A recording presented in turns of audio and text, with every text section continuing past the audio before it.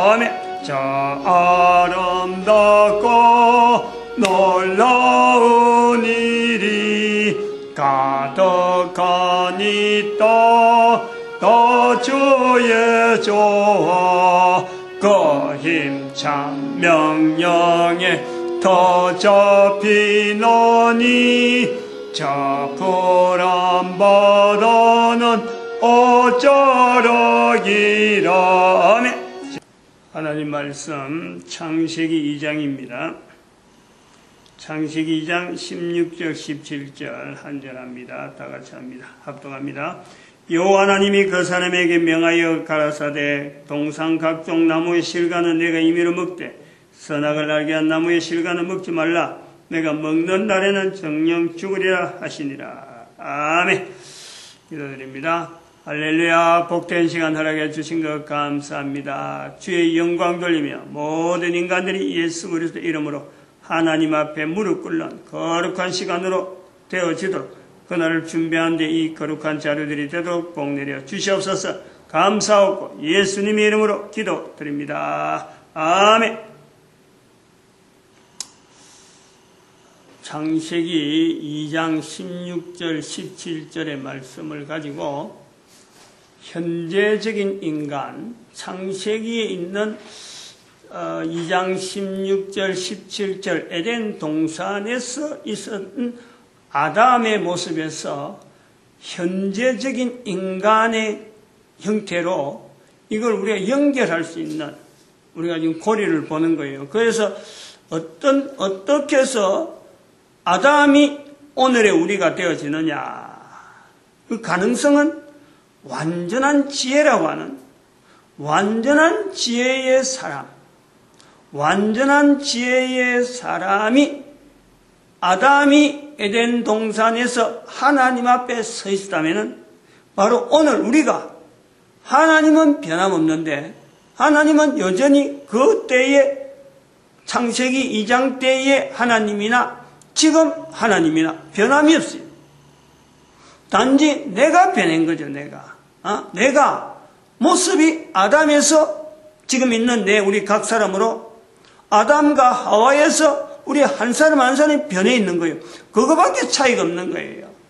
그러므로 아담에게서 완전한 지혜의 사람의 그 환경을 우리가 본다면은 오늘 나에게서 얼마든지 가능하다. 불가능할 것이 없어요. 나라가 다르다, 얼굴색이 다르다, 키가 다르다, 나이가 어리다, 나이가 젊었다, 전혀 관계없어요. 모든 사람이 다 현재적으로 살아있는 동안에, 코로 숨을 쉬고 있는 동안에 주어져 있는, 아담이 코로 숨을 쉬는 시간에 주어졌다면 바로 나도 코로 숨을 쉬고 있는 동안에 주어지는 거예요. 그러므로 지금 본문에서 나오는 17절에 나오는 정령 죽으리라. 이 정령 죽으리라는 말씀의 의미를 우리는 연결하는 거예요. 그때 아담이 죽었느냐? 나도 죽는 거 아니야. 아담이 나이가 100년, 1000년, 930년을 살았는 거로 되어 있는데 930년을 살아나, 94세를 살아나, 9살을 살아나, 9개월을 살아나, 9개월이 아니라 한 9시간, 9분, 뱃속에 잉태, 9달, 아무런 관계없어요. 아무런. 바로 그가 하나님 앞에서, 그 개인이 하나님 앞에서 어떤 상태로 있었느냐? 그거는 하나님만 판단하는 거예요. 하나님께서 완전한 지혜의 사람이다 인정하면 되는 거예요. 나에게도 가능하다는 거예요. 내가 완전한 지혜를 쓸 수 있다 없었다, 요것 자체는 아니고 상태, 하나님 앞에서 있는 아담의 모습, 에덴 동산이라 하는 그 환경이 오늘날 우리에게도 동일하게 적용되도록 예수님께서 천국을 선포하셨다는 거예요.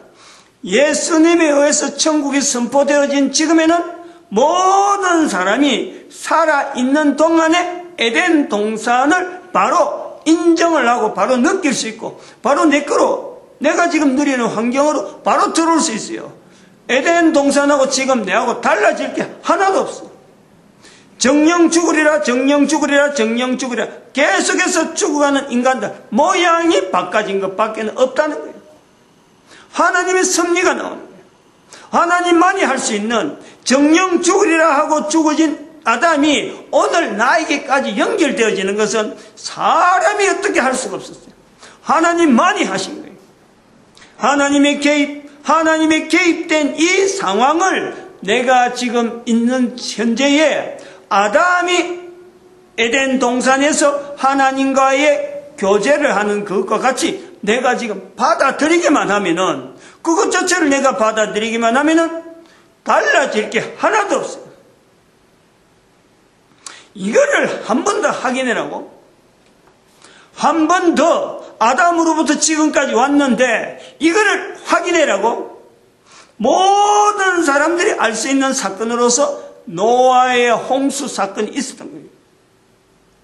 좀 더 구체적으로 아담으로부터 지금까지 나에게 오는데 보다 더 구체적으로 죽으리라 죽으리라 죽으리라 연결이 되어서 나에게까지 왔다라는 것에서 우리는 조상이다 하는 표현을 쓰는 거예요. 아담의 조상까지는 우리 에덴 동산이 있어가지고 감히 못 갈 것 같았는데, 노아의 조상으로 가면은, 노아로부터 조상 가면은 우리가 에덴 동산이 하나님 앞에 있던, 하나님께서 에덴 동산에서 아담에게 죽으리라 했는데 이게 노아까지 온 거예요. 노아의 8 식구, 이래서 온 인류가 퍼졌다. 모든 사람들이 다 거기는 다 연결할 수 있어요. 역사적인 기록이 없어가지고 전해지는 언어가 없어서 그거에 대해서 참 정확하게 전달하는 이 장치가 없어서 말을 못했을지 그거는 다 이야기가 되는 거예요.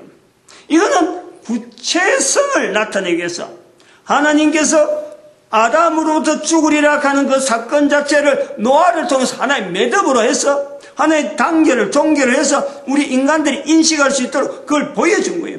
그 인간의 종말이라고 하는 그런 거에서 죽으리라 해서 인간은 종말이라고 하는 개념으로 확산시키는 거예요. 아담이 노아의 8 식구가 남아서 나머지는 다 죽었다.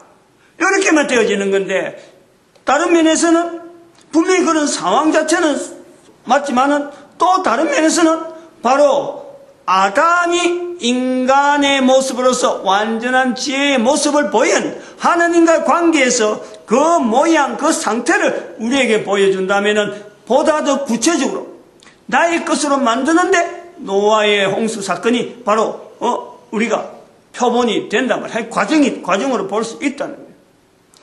보다 더 여기서 하나 더 구체적으로 우리가 노아의 홍수에서 천국이라, 노아의 홍수에서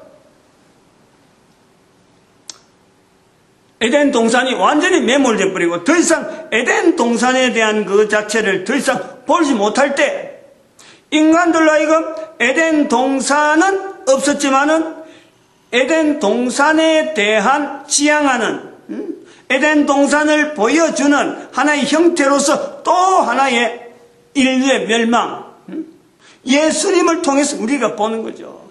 예수님께서 천국이 가까이 왔다 라고 하신 가까이 왔다라는 그 말씀에서 우리는 지금 있기 때문에 우리가 지금 있는 상태로 있으니까 다 가능하다는 거예요.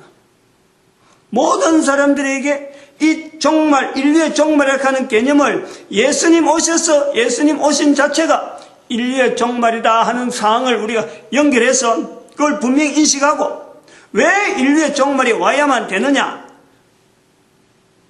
하나님께서 판단하시는 거예요.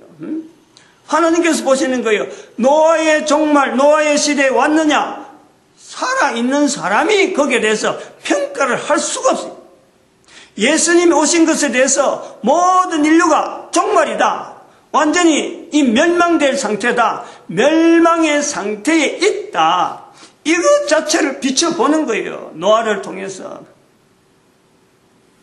그러면서 예수님께서 남긴 천국이 가까이 왔다 하는 말씀에 이 천국을 노아를 거쳐서 에덴 동산에 연결하면 또 한편으로는 에덴 동산 자체가 나에게 지금 현재적으로 지금 이게 적용이 가능하고 또 내가 그것을 누릴 수 있는 가능성에 대해서 보다 더 가까워지는 거예요.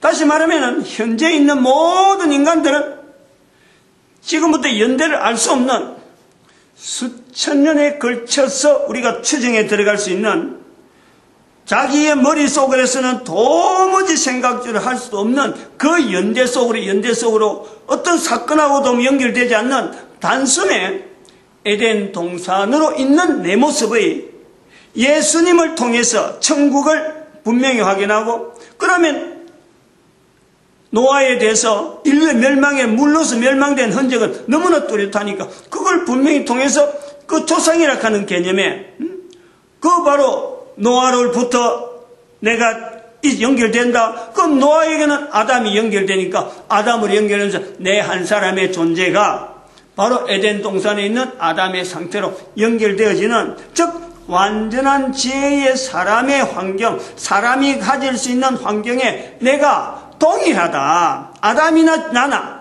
동일하다. 그것이 더욱더 이 동일한 내용을 이제부터는 그냥 동일한갑다 하고 그냥 넘어가는 게 아니라 동일한 내용을 향해서 이제는 회복, 내가 개인적으로 적극적으로 이 과정을 다 알았으니까 이대로 넘어가면 안 된다 하는 어떤 그 결정적인 시대, 마지막 정리할 시대, 에덴 동산으로 해서 지향해야 될 시대를 2012년으로 잡은 거예요. 2012년에서 선포를 한 거예요. 폴딩이라 에덴 동산으로 지향한다 하는 폴딩이라는 선포를 한 거예요. 어떻게 한 개인이 온 인류의 어떤 방향을 잡고 이렇게 되었을까? 이렇게 할 수 있었을까? 개인으로서는 엄청난 일인데, 그러나 그것이 엄청날 수가 없는 것은 에덴 동산에 있는 아담이나 에덴 동산 밖에 지났던 노아나 예수님이 오신 모습이나 그리고 현재적인 이 과정이 인류의 종말적인 사건을 연결해보면 전혀 이상할 것이 없는 거예요.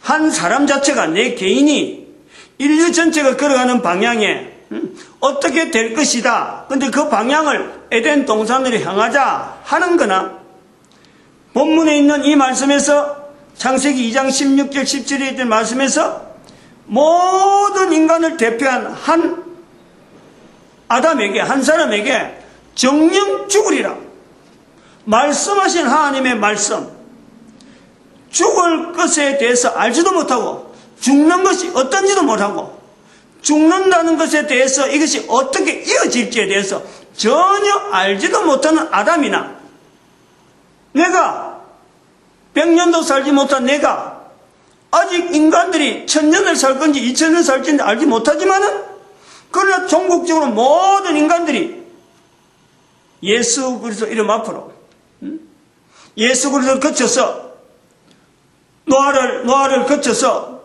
그러면은 에덴 동산으로 들어가는 이 과정이 반드시 있다. 이렇게 말하는 저나 다를 바가 하나도 없는 거예요. 이런 구조로 가지고 이야기를 한다면은 어느 누구든지 인류의 방향을 예측 못한다든지 인류가 어떻게 갈 것이다 라고 말 못할 사람이 아무도 없다.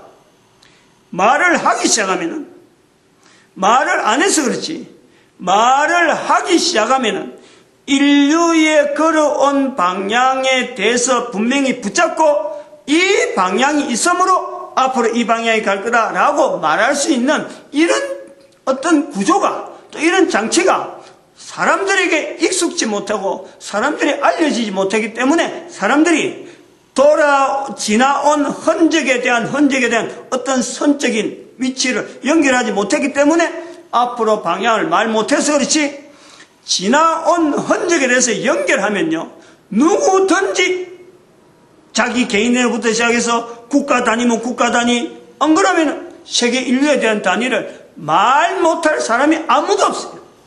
다 말할 수 있어요. 여기서 말하는 제만 말하는 건 절대 아니에요.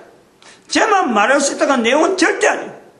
모든 사람이 말해야 되기 때문에 저로부터 되어진다. 뭐 그거는 가능할 수 있겠지만 그것 때문에 내 이름 높여서 다른 사람은 말 못해 하고 금지할 내용은 아무것도 없어요. 더 말해야 된다. 더 말해서 더 보충적으로 말하고 더 살이 찌어가지고 이게 지금은 참 하나의 지나가는 흔적처럼 거미줄처럼 있는지 없는지 할 보이는 어떤 줄이 될지 모르지만은 이 거미줄이 좀 더 굵은 거미줄이 되고 좀 더 어떻게 보면 나뭇가지가 되어지고 좀 더 굵은 통나무가 되어지고 그래서 이 줄이 길어져서 모든 인간들이 동일한 어떤 그 틀에 동일한 어떤 흐름에 전체가 다 얹혀서 이야기할 때는 어느 누구 입에서나 다들 예수님 앞에서 예수님 오시면은 다 무릎 꿇어야 돼 라고 하는 이 언어가 형성될 수 있지 않느냐 말이에요. 그렇게 되기를 바라는 것이 성경의 흐름이다. 그것을 지금 먼저 느낀 제가 제 혼자 있어서 이걸 생각하고 제 혼자 있어서 됐나요? 앞에서 누가 했기 때문에 앞에서 누군가는 남겨놓은 자료가 있기 때문에 이게 가능한 거예요. 그것에서 우리가 성경을 보는 거예요. 성경이 있었고 이스라엘이 지금도 있었고 이 성경을 남긴 이스라엘이 지금도 유지되어지는데 그 이스라엘이 나라가 없던 2000년이라는 세월을 있었는데 1945년 나라를 딱 세웠는데 이게 70년이 지난 것이 바로 2012년에 봤다는 거예요. 그것 때문에 2012년이에요. 그로부터 대한민국이라는 이 자리가 도대체 어떤 의미가 있느냐. 한국이라고 하는 이 한국 사람이 한국 목사가 이런 것을 발표하는데 어떤 근거가 있느냐 고민을 하면서 2012년을 선포하고 난 뒤에 고민을 하면서 도대체 한국의 위치와 한국 목사가 이 말을 발표하는 거하고 어떤 성경적인 고리가 있고 노화적인 흔적이나 또 아담의 어떤 자리라든지 이런 자리가 내한테 어떻게 적용되어지느냐 고민해 본 적 대한민국은 이스라엘 백성들에게 못지않는 이스라엘 백성들이 성경을 남기면서 온 인류 사이에 성경을 통해서 언어가 통일되어지는 어떤 기능이 주어졌다면 이 성경을 통해서 모든 인간들이 예수 그리스도 앞에 무릎 꿇는 일에 하나의 주어진 사역으로서 한 나라에게 주어진 것이 마치 한 인간에게 주어지듯이 주어진 사역이 바로 열방의 선지자의 자리가 있다. 예수님이 오시기 때문에 이 일이 남아있다는 이스라엘 백성들이 이제 이거를 감당하기에는 지금 현재 상황이나 지나간 역사하고 모든 인류 사회가 바라보기에는 이 역부족이다. 대치할 수 있는 사람으로서 우리 한민족이 있는데 이 한민족의 형성이 열방의 선지자를 통해서 바라본 적 2000년 단위에 분명하고 뚜렷한 흔적들이 있더라. 이걸 관심을 가진 목사가 성경을 통해서 계속해서 관심을 가지고 보고 있다 보니까 이게 보인 거지. 쟤한테 안 보이더라도요. 얼마든지 사람들한테 보일 수 있는 환경이라. 왜냐? 객관적이기 때문에 이미 드러나 있기 때문에 누가 발견해도 발견하는 거예요. 그런데 그래 하다가 제 눈에 제가 가지고 있는 삶의 환경에 하나의 줄기 하나에 딱 이 코골이처럼 고리가 하나 딱 걸리면서 하나씩 실타래 풀려갖고 내가 고리를 이쪽에서 걸었는데 풀리기는 내가 알아들을 수 있는 방향으로 풀린 거예요. 다른 사람이 만약에 다른 고리를 발견할 수 있어요. 그러면 그 사람이 또 풀면은 또 다른 방향으로 하더라도 역시 한 줄기에 동일한 우리 한민족이 대한민국이 나타낼 수 있는 열방의 선지자는 어떻게든지 표현된다.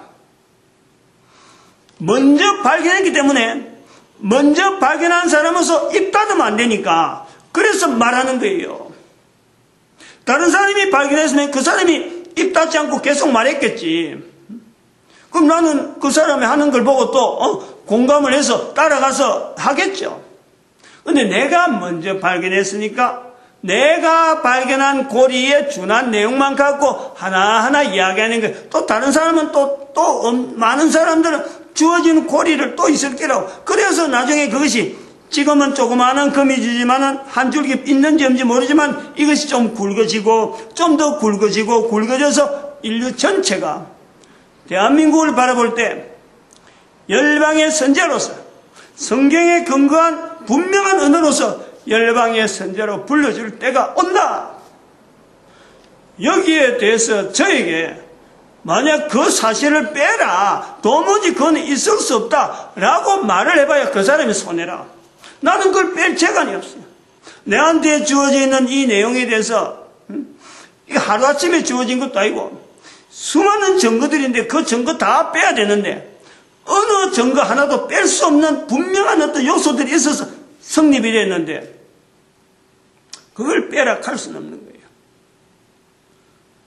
요런 개념을 가지고 개인에게 주어지는 어떤 참 대한민국을 향해서 열방의 선제를 외쳐야 된다.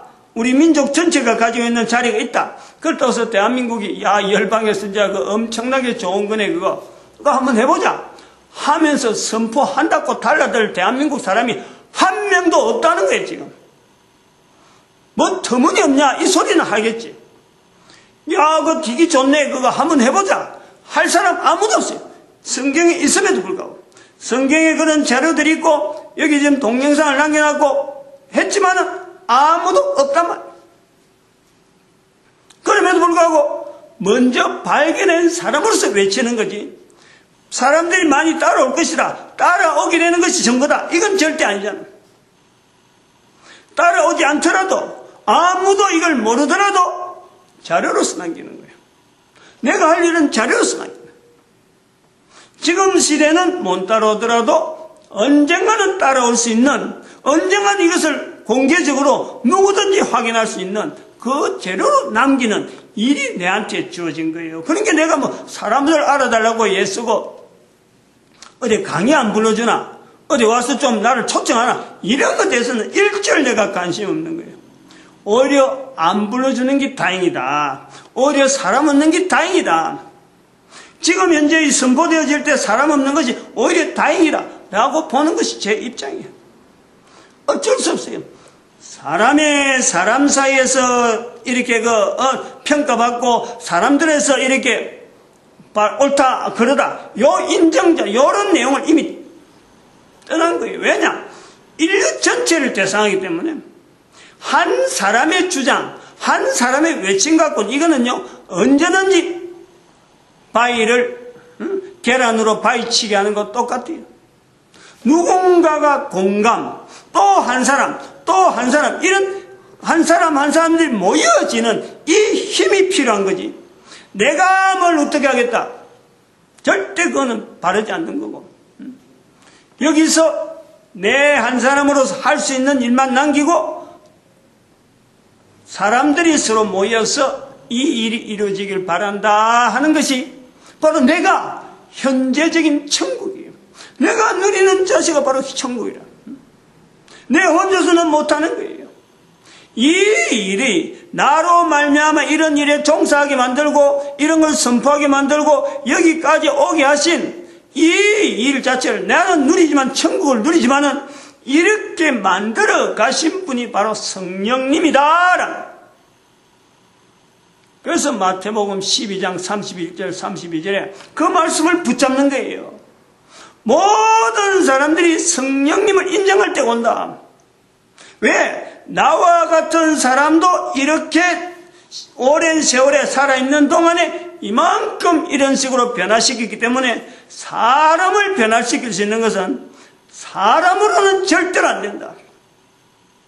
사람으로는 절대로 안 되는데 결국은 변해야 될 요소에서 변화지는 것은 사울이 변화해서 사도 바울이 되듯이 나와 같이 무지한 자가 정말 보잘것없는 자가 이런 말을 해서 이런 자료를 남겨갖고 후대 사람이 같이 일어서기를 바라는 이 마음을 갖게 하고 준비하게 하시는 분은 나 스스로도 그거는 말할 수 없는 바로 성령 하나님께서 인도하셨다라는 거예요. 그러므로 모든 사람이 다 예수님 앞에 무릎 꿇을 수 있다. 예수님 오시는 시대가 되면, 예수님 오시면은 바로 그 환경이 만들어져야만이 예수님 오시지. 예수님 오신다고 해서 어느 날 사람들이 야 예수님 오시는갑다 우리 다 무릎 꿇자, 이런 인간은 아무도 없다. 인간이란 존재가 그렇다. 하나님 앞에서 지금 정령 죽으리라 하는 말씀을 들어도 이 인간이 1대1이에요. 1대1.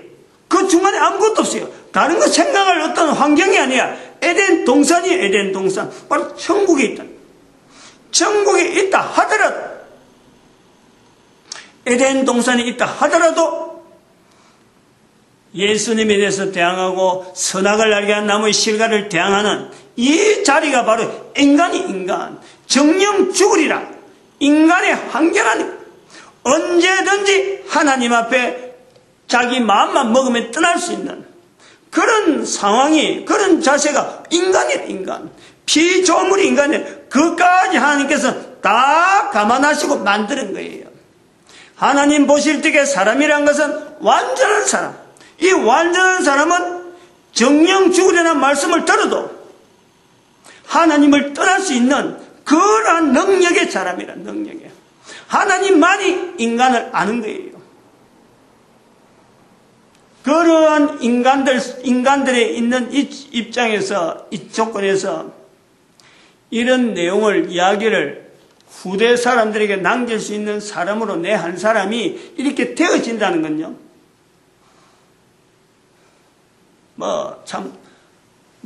말로 다 비교할 수 없는, 다른 사람과 달라져 있는 내 모습, 다른 사람과 달라진 내 삶의 환경, 지금도 일어나는 수많은 일들을 어떻게 하든지 하나님께서 나를 쓰고자 하는 그 중심을 가지고 거기에서 맞춰서 어떻게 하든지 애를 써보려고 하는 바른 답이, 이게 정답이다 아니다 이걸 떠나서 이렇게 하는 것이 참 누구든지 객관적으로 이 사회가 원하고 도덕적으로 그러고 좀 성경에서 말하는 성경 해석을 해갖고 이렇게 되어지는 것이 보편적이다 라고 하는 환경이 있다 하더라도 그것을 초월하고 그것을 뚫고 나가면서 하나님이 나를 쓰시고자 하는 이 길에만 내 혼자서 유지하겠다. 내만 누리는 천국이란 말이야. 내만. 나에게만 주어진 천국이라는 자체를 내가 굳게 붙잡고 있지. 그게 현재적이야. 이렇게 한 사람을 인도해야 하는데 이걸 인간이 누가 할 수 있다? 누가 하겠어요? 부모가 하겠어요? 부모가 하겠어요? 어떤 고결한 명성을 가진 성생이 하겠어요? 어느 누구든지 영향을 주지 못하는 바로 내 한 사람의 걸어가는 삶에 온 인류가 결국 똑같이 한 사람 한 사람 걸어가는데 성령님을 인정하는 한 사람의 삶이 되어야 된다고 예수님께서 마태복음 12장 31절 32절에 말씀한다는 그 말씀이 힘이 되어져서 움직이는 이 말씀이 이러하게 이 구조로 해서 되어지는 이 성령님이라고 하는 이 표현이 모든 인간들에게 적용되어야 되는데 단순하게 성령님이라는 단어를 가지고 작년 한 해는 2014년 한 해는 성령님 진리지의 교회라 하는 이 제목 성령님이라는 단어 자체만 가지고 하나의 통일되게 외친 거예요. 그러나 금년에는 완전한 지혜의 사람으로서 성령님을 어떻게 이것을 받아들이느냐 현재적으로 삶 속에서 삶의 현장에서 직접 부딪히는 문제들을 가지고 열방의 선지자로서 대한민국이 지금 앞으로 이걸 문제를 풀어나가야 될 텐데 모든 대한민국 사람은 한글 언어로 이걸 듣기 때문에 한글을 듣기 때문에 이걸 남들보다 어느 누구보다 빨리 듣는 거예요. 전 세계 70억이 있어도 대한민국에서 표현하는 한국 목사가 한글로 표현한 이 말을 제일 많이, 제일 먼저, 제일 쉽게 알아들을 수 있는 사람은 한글을 쓰는 남북한의 사람들, 대한민국이 5천만, 북한이 2,500, 만주 땅에도 있을 수 있는 2,500, 적어도 한 1억 정도 인구가 이 말을 제일 먼저 알아듣는단 말이에요. 그게 그 70인 전도대 운동에 외쳤던 1대 70, 1억 대 70이라고, 70억, 1억에 70억이니까 1대 70, 70인 전도대 운동을 오래전에 외친 하나의 결과이기도 하는 거예요. 그 숫자적으로도 맞아간다니까, 지금. 일부러 맞추는 거는 좀 이렇게 수고한 것도 있지만은. 그러면은, 대한민국이라는 이곳에서 성령님은 왜, 이건 너무 낯선 언어예요. 성령님으로서 성경에 성령님을 인정해라 라고 표현하고 있지만은, 대한민국에서 지금까지 수천 년 동안 살아있는 동안에 이 성령님은 낯선 언어. 성경이 왔기 때문에 이 성경을 통해서 대한민국에서 성령 하나님께서 역사하셨던 그 역사를 성령님으로 바꾸어야 될 필요가 있단 말이에요. 지금까지 대한민국에서는 뭘 가지고 성령님을 대신한 단어가 있었느냐? 지난 시간에 그런 작업을 한 거예요. 대한민국에서 성령님으로 성경을 통해서 성령님으로 들어왔는데, 대한민국에서 성경을 통해서 성령님이 소개되기 전에 대한민국에 이미 성령님의 부흥가는 이 표현을 쓰는 단어가 있었다. 남들보다, 다른 어느 나라보다도요, 성령님에 대한 표현이, 성령님이란 표현을 쓰진 않았도록 성령님을 대신하는 표현을 쓰는 단어가요, 전 세계 어느 나라보다도요, 어느 나라에 있는 다 요소가 다 있을 수 있죠. 찾아내면 이제 오늘 그런 작업을 좀 할 것 같은데, 각 나라에 있는 요소에 성령님을 나타내는 여러 언어들에 대한 표현을 하게 될 것 같은데, 어느 나라가 가지고 있는 성령님에 대한 표현보다도 성령님의, 성경에 있는 성령님을 표현하라 하고 인정하라라는 그 말에 어느 나라보다도 대한민국이 유지하고 있는, 대한민국에서 가지고 있는 성령님에 대한 다른 언어가 정확하다. 굉장히 성경적이다. 이스라엘, 성경을 쓰는 이스라엘조차요, 성경을 쓰는 이스라엘조차 예수님 당시에 성령님을 인정하라 할 때, 그때까지 넘어오던 당시에, 넘어올 때까지만 하더라도 이스라엘은 성령님을 제일 잘 정확하게 아는 민족으로 볼 수 있어요. 생활 속에서, 삶 속에서, 그 문화 속에 있었어요. 그러나 그 성령님에 대한 표현하는 이스라엘 백성들이 AD 70년 이후로 사라져 버렸거든요. 적어도 1900년 동안 없었어요. 국가 형성이 안 됐단 말이에요. 각각 흩어져 버렸어요. 자기 살던 데 흩어졌어요. 흩어진 데다가 예수님을 인정하지 않는 상태에서 흩어져 버렸어요. 그러니까 성령님을 아니하고는 예수를 주라 할 수 없다. 이 구조가 있는데, 예수님을 인정하지 않으면서 흩어지다 보니까 예수님으로 인해서 예수님이 오시기 전에 이 탄탄했던 성령님을 인정하던 이스라엘조차 성령님을 적용하는데 환경 자체가 없어진 거예요. 2000년 동안 없어졌다. 그 2000년 동안 없어진 사이에 대한민국에서는 그 단어를, 성령님이라는 단어는 안 쓰지만은 성령님에 대해서 가장 정확하게 가야국을 세웠던 유대인들이 남긴 그 성령님으로 형성된 그 단어가 우리 대한민국에 남아있다. 그걸 도깨비라 한다. 도깨비. 그냥 우스갯소리 하면 지나가는 소리 하는 내용은 아니에요. 이거는 온 인류가 어찌 보면은 각 나라 각국에서 일어나는 수많은 성령님에 대한 표현을, 즉 성경이 오기 전에, 성경을 갖고 적용하기 전에 각국의 각 나라가 있는 성령 하나님에 대한 이 다양한 표현을 하나로 통합시킬 수 있는 이런 요소가 있으니까 가능하다. 이런 요소가 있으니까 가능하다. 성경에 표현되어진 내용으로 하지 않더라도 대한민국에 있는 이 단어를 가지고도 모든 나라에 있었던 일을 비교하고 하나로 모을 수 있는 중간 단계다. 중간 단계. 성경에 성령님을 인정하라, 예수님의 말씀에서 성령님을 인정하라 하는 그 중심, 성령님은 단어가 아니고 예수님께서 성령님을 인정하라 하는 그 단어를 팔레스타인에서 유대 사람들 앞에서 나타냈던 그 말씀에 예수님의 중심이 담겨있는 단어로서 우리가 볼 수 있다는 거예요. 그걸 온 인류 가운데 적용을 할 수 있겠다. 우리가 쓰고 있는 도깨비라는 단어는 우리 언어, 우리 민족, 우리 토종 한국 사람들, 소위 말하면 2000년 전에, 지금부터 2000년 전에, 그 전에 있었던 사람들이 쓰는 그 이전에 그들이 쓰던 단어가 아니란 말이에요. 그 이후에 나왔단 말이에요. 그 이후에. 즉, 지금부터 2000년 전에 가야국 시대 때 우리나라 사이에 형성되어진 단어가 도깨비라는 단어가 있다면 그때부터 쓰였다는 거예요. 누가 만들었냐?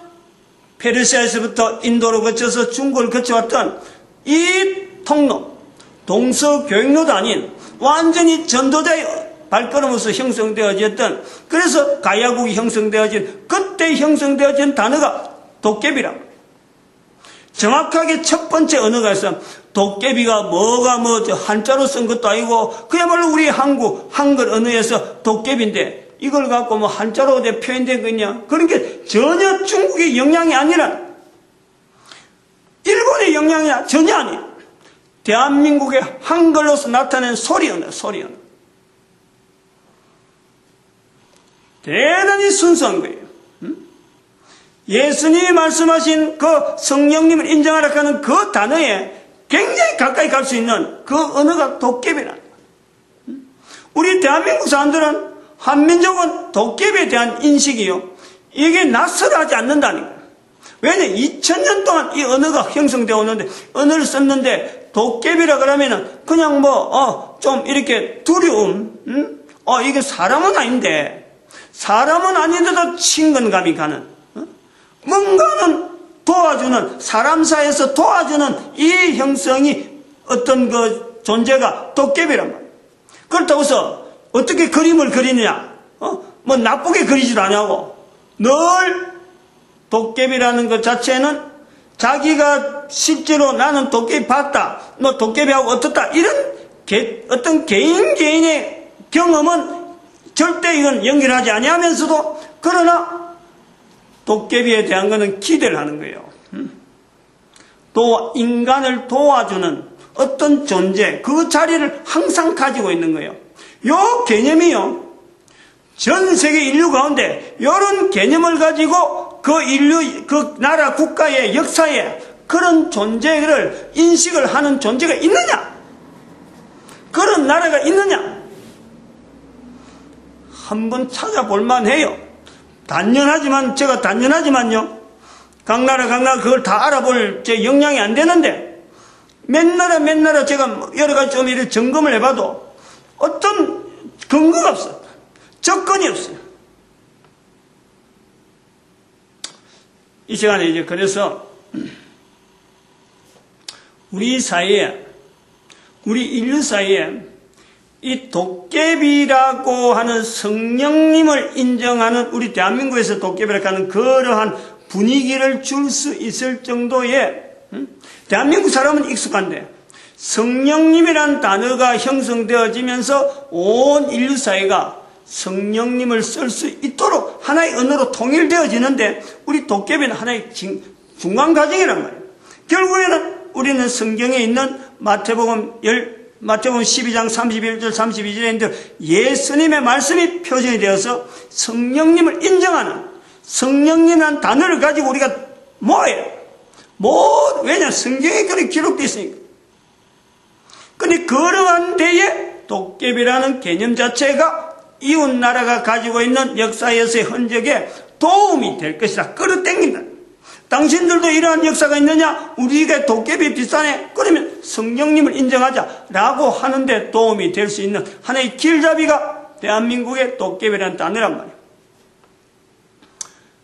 이제 여기서 우리가 비교해 볼 것은 지금 현재 성령님이라고 하는 표현, 성경에 기록된 이 성령님은 도대체 어떻게 해서 표현되었을까 하는 것에 우리 관심이 간단 말이에요. 성경의 형성과 대한민국하고는 전혀 관계가 없어요.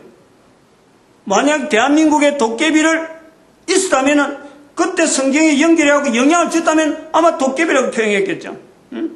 예수님의 입에서 말씀이 도깨비를 인정해라 그랬을 거란 말이에요. 워낙에 영향을 줄 수 없는 먼 글이 있으니까 예수님께서 당시에 쓰고 있는 헬라 언어, 아람으로 썼든지 아람 방언을 했든지 어떻게 하든지 유대인들 알아들을 수 있는 말로 했는데 이걸 성경으로 오늘 우리에게는 성령님을 인정하라 라는 표현으로 남아있다. 이런 내용이 예수님에게서 새로운 말이 아니기 때문에, 예수님에게 나왔던 새로운 말이 아니기 때문에 사도 바울이 성령을 인정해라 라고 이 성경에 많이 나타나는 거예요. 사도 바울은 성령님을 인정해라 라고 하는 표현에서 고린도전서 12장 3절이라든지 고린도전서 3장 16절이라든지 고린도전서 12장 마지막 절 바로 앞에 있는 너희가 그리스도의 몸인 것을 인정해라. 그의 몸인 것을 기억해라. 라고 할 때 그것도 바로 성령님의 역사로서 고린도전서 13장에 성령의 은사를 이야기하는 거예요. 그는 사도 바울은 책을 많이 읽었기 때문에 유대인으로서 성령님을 그래 표현하는 것 같다 하겠지만은 공부를 유대인들 중에서 공부를 안 했다가는 일자 무식이라 하는, 절대 일자 무식이 아니지만은 적어도 학문 자체가 없다고 생각했던 그 베드로가 성령님을 인정하는 데서는요, 우리는 두 손 두 발 다 들어야 되는 거예요. 유대인들은 다 성령님을 너무너무 잘한다는 거예요. 성령님에 대한 표현을 적절하게 이렇게 인용한다는 거예요. 성령복음 1장 16절에 분명히 말씀해요. 성령이 다윗의 입을 어탁하사, 시편에 있는 내용을 가지고 다윗의 입을 어탁해서 지로 그리스도를 죽이려고 지로한 자 유다에 대한 표현을 하는 데서 다윗의 입을 어탁해서 미리 이미 예언되었다는 거예요. 가장 각 사람이 베드로가 표현하는 성령님, 사도 바울이 표현하는 성령님, 예수님이 나타내려고 하는 그 성령님, 그것 자체가 통일됐다, 그것 자체가 하나다, 이게 아니에요. 개인이 쓰고자 하는 성령님에 대한 접근은 다를 수가 있어요. 그러나 우리는 그 개념 자체에서 예수님이 말씀하시는 성령님의 모든 일단 언어 자체가 하나로 모아지는 어떤 방향이다, 이런 거는 인정을 하는 거예요. 모아져야 된다. 그래서 성령님이라고 하는 이 표현을 예수님이 쓰실 적에 이미 있는 것 아니에요. 이미 저들이 편히 쓰던 단어다. 새삼스럽게 예수님께서 만들어낸 단어가 아니라, 그럼 예수님이 쓸 당시의 시대에 성령님은 어떻게 구성되었을까? 성령님은 도대체 어떻게 구성되었느냐? 이걸 우리가 지금 현재 우리가 보면은 예수님께서 성령님을 통해서 쓰실 때 유대인들에게서 익혀져 있는 성령님이라는 이 표현이 바로 언제냐 하면 시대가 우리나라 가야 시대란 말이에요. 가야 시대. 유대인들 사이에서는 예수님에서 성령님으로 표현되어지고 성경에 남아있지만은 예수님이 쓰시고자 하는 그 성령님, 우리 한글로 표현한 성령님이 예수님이 성령님이라 하는 표현하고 우리 한글의 성령님하고 단어가 틀려요. 이 틀린 단어가 같은 시대에 페르시아에 와서, 페르시아에서 인도 거쳐서 중국을 거쳐왔던 유대인들에서 대한민국에서 도깨비라 불리는 거예요. 도깨비. 동일한 시대라는, 동일한 시대. 연대가 동일하다는 거예요. 예수님이 말씀하신 말씀도 한글 번역에는 성령님으로 표현되지만 아람어로서는 전혀 다른 언어로 나왔을 거고, 또 그 당시 듣는 사람들 사이에서 헬라어가 유창되었는데 헬라어로서는 전혀 달라요. 전혀 다른. 그 중에 전혀 다른 중에 대한민국에서는 도깨비라고 불렀다 이 말이에요. 뭐 좀 이해가 갈는지 모르겠네요. 왜 이렇게 이 도깨비에서 오랫동안 이 이야기를 하려고 하는지. 첫째 목적은 모든 나라에, 모든 국가에 예수님의 말씀으로서 성경이 전해지기 전에 각 나라 각사를 섭리하는 자체가 한 개인이 어느 누구에게나 그 개인에게는 하나님 보실 때는 언제든지 아담. 아담과 그 사람을 별도로 아니라니까. 하나님은 아담을 보듯이 그 시대 지금 현재 전 세계에 있는 모든 사람을 보는 거예요. 이거 아니라고 이야기할 수 있는 사람이 어느 사람이 감히 그런 말 할 수 있나? 어림도 없지. 하나님 앞에서는 노아나 지금 나나 아브라함이나 지금 현재 아냐물로 감옥소서 사형 선고를 받고 있는 어떤 죄인이나 하나님 앞에서는 그가 바로 아담이에요. 아담.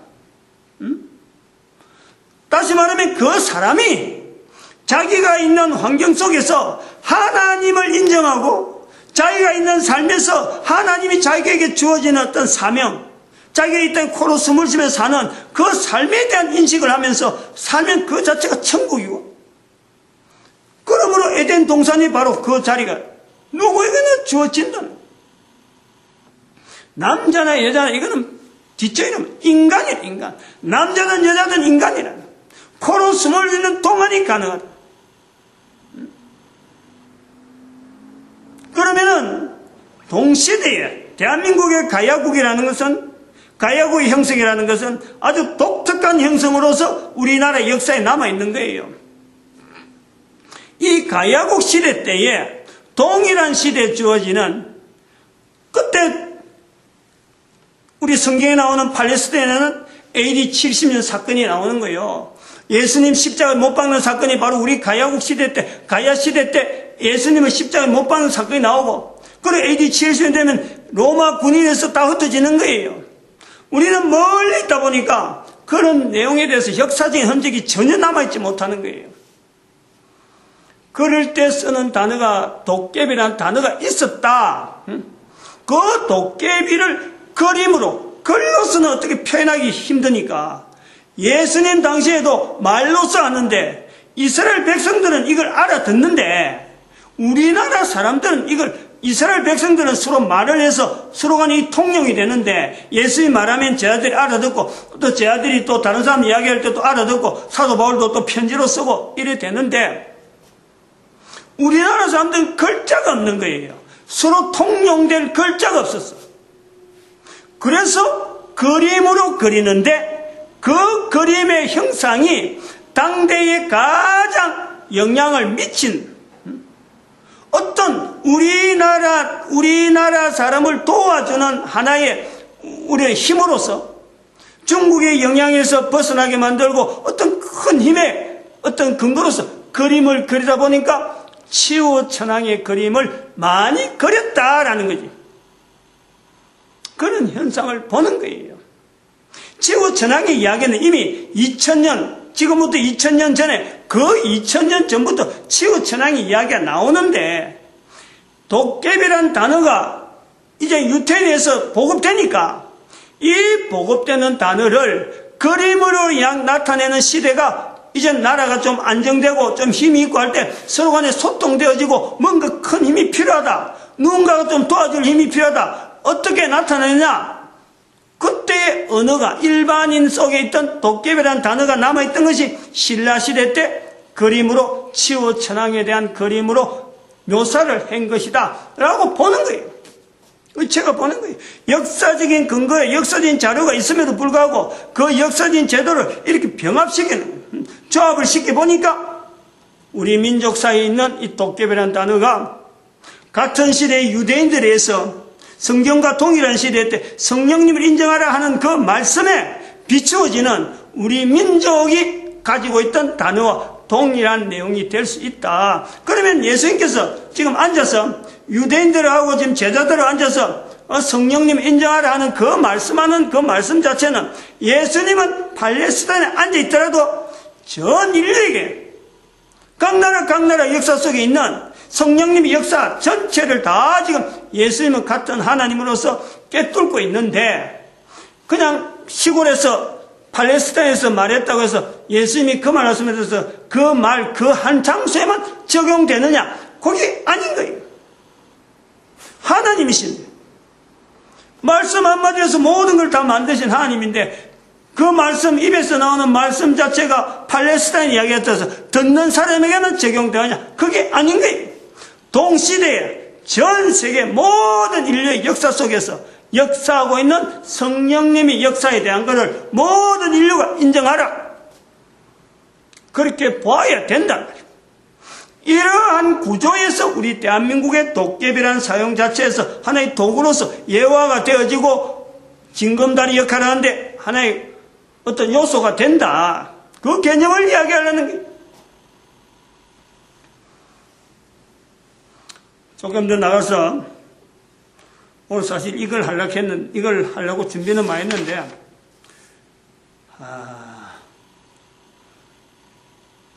헬라어를 좀 알아야 돼요. 헬라 문화를 좀 알아야 돼요. 성경에 있는 이 단어, 성령님이란 단어에 대한 이런 형성이 되어지는 것에 대한 헬라가 아주 어쩌면 결정적인 언어였어요. 예수님이 당시에 계실 때 언어로 쓰던 것이 헬라어였거든. 예수님은 아람방으로 실제로 말씀할 때 실제로 당시에 있었던 제자들은 알아듣는 아람방언으로 했겠지만은 예수님의 말씀을 글로서 기록할 때는 헬라어로 기록했어요.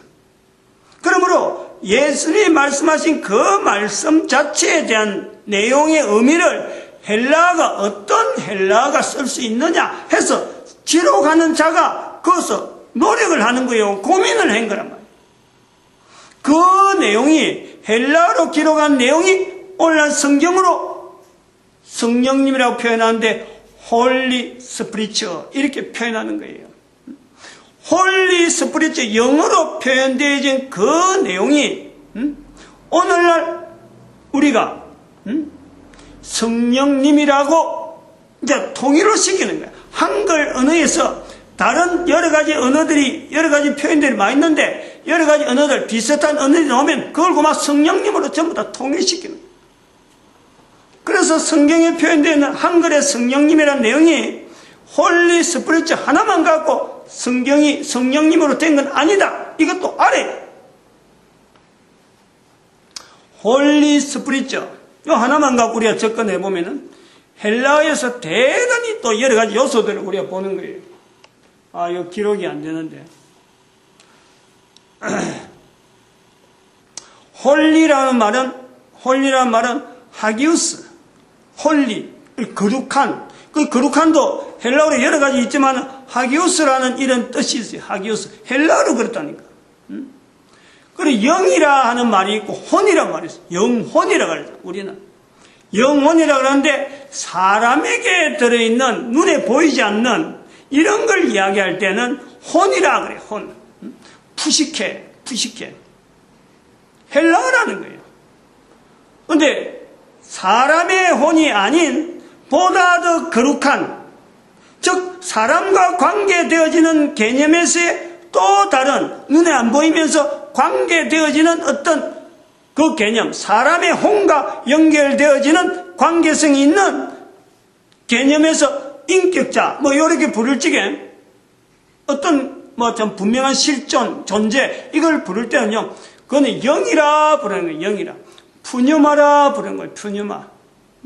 그래서 영혼이라는 단어가 성경을 형성하고 있는데 사람에게 영혼이 있다 하는 말은 영혼이 있다 이런 말은 사람이 가지는 혼과 또 다른 어떤 개체 어떤 하나님 인간을 만드신 신에 대한 그 존재에 대한 푸뉴마 요 두 개가 인간이 하나님과 교제할 수 있는 영역으로서 영혼이라 부른단 말이에요. 그래서 이 홀리 스피리처 할 때 하기우스 푸뉴마라 부르는 거예요. 영이라 부르는 거예요. 즉 거룩한 영이다. 거룩한 영으로서 표현되어진 표현이 성경에 많이 있어요. 영어로도 많이 나와요. 헬라어로 많이. 그를 중에서 일부가 성령님으로 번역되어지는, 한글이 번역되어질 수 있다. 고려를 해야 된다. 이런 내용을 고려를 해야 된다. 이것이 바로 어떻게 보면요, 각 나라 각국에 있는 흩어져 있는 수많은 단어를 가지고 성령님이라는 단어로 하나로 이렇게 집약시키는 하나의 과정으로 볼 수 있는 거예요. 그러다가 포인트를 맞춰서 지금 전 세계 인류를 헬라 언어를 통해서 또 영어를 통해서 또 각 나라 통해서 하나의 징검다리가 되어서 각 나라 언어와 영어가 있고 영어를 통해서 헬라가 있고 헬라를 통해서 예수님이 말씀하신 성령님을 인정하게 하는 하나의 도구로, 구도로 보는 거예요. 구도로 모아진다니, 집약으로. 성경을 보는 시각을 넓혀야 돼요. 왜 이렇게 많은 나라에서 영어를 읽히게 되고 왜 많은 나라에서 성경이라는 단어가 막 흩어져 있고 그리고 각 나라 언어가 흩어져 있느냐? 그 나라 속에 있는 성령님의 역사가 분명히 있는데 이 성령님하고 지금 현재 예수님이 말씀하신 성령님이 인정하는 이 환경이 주어져야만이 이게 구성이 돼야 내가 현재 살고 있는 내 삶 속에서 내가 지금 현재 천국에, 현재 에덴에 있는 아담, 하와의 자리를 내가 지금 회복할 수 있다는 거예요. 가능성을 두고 이야기하는 거예요. 바로 에덴 동산에 성령님의 자리가 선악을 알게 한 나무의 실각을, 그 구성이 있단 말이에요. 창세기에 있는 이 내용이 옛날 이야기 아니라는 거예요. 창세기에 있는 이 내용이 아담의 이야기가 너무 이야기 아니라는 거예요. 창세기에 있는 이 내용이 다른 나라가 아니고 바로 하나님의 나라라고 하는 천국이라고 하는 천국이 가까웠다고 바로 나에게 지금 하나님을 인정하는 그 나라로 받아들여야 될 우리가 있는 거예요. 하나님의 나라를 받아들이는 것 자체가 성령님을 인정 안 하면 어느 누구든지 안 되는 거예요. 불가능. 사람의 머리로서는 안 된다. 사람이 뭔가 교육시켜서 되는 게 아니다. 이런 개념이 성경 전체를 잡고 있는 뿌리인 거예요. 왜 하나님께서 이스라엘 백성들을, 왜 하나님께서 아브라함을, 왜 하나님께서 또 이스라엘 백성들을 또 세계 만국에 흩어버리고 지금부터 2000년 전에 대한민국과 같이 1945년 연대에 대한민국이 광복을 찾고 이스라엘이 회복되어지고 중국이 공산이 되어지고 유엔이 성립되어지고 미국은 왜 그때부터 완전히 방향을 돌리고 하는 이런 세계 각곳에 있는 이런 지각 변동에 1945년의 사건 속에 대한민국의 빛, 가장 인류에게 주어지는 소망이 되어진 이 빛, 광복이란 이 외치는 광복절이 남아있잖아요. 근데 우리 대한민국 사람들이 이 광복절이 이게 열방에 선지하고 어떤 의미인지는 아무도 모르는 거예요. 아무도 말을 안 한다는 거예요. 그런 중에 목사가 이 말을 하고 있다는 거예요. 다 연관이 있어요. 다 관계돼요. 하나씩 지금 밖에 있는 걸 땡겼다가 다른 나라에 있는 이야기를 땡겼다가 또 멀리 있는 과거에 있는 역사도 땡겨가면서 지금 전체적으로 하고 하나 좀 쪼아지는 거예요. 쪼아지는. 그래서 어디로 모아지느냐? 결국에는 창세기 2장으로 들어오는 거죠.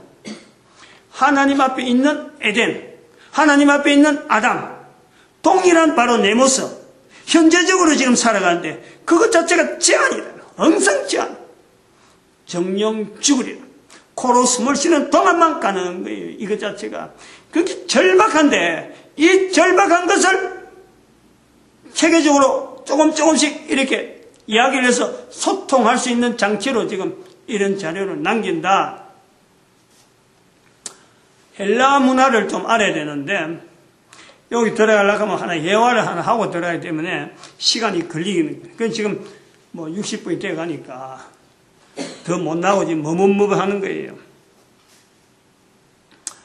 우리가 쓰는 뭐 진리, 지혜라는 말도 진리, 알레데이아, 진리, 알레데이아, 지혜, 소피아, 지혜, 완전한 지혜의 사람, 소피아.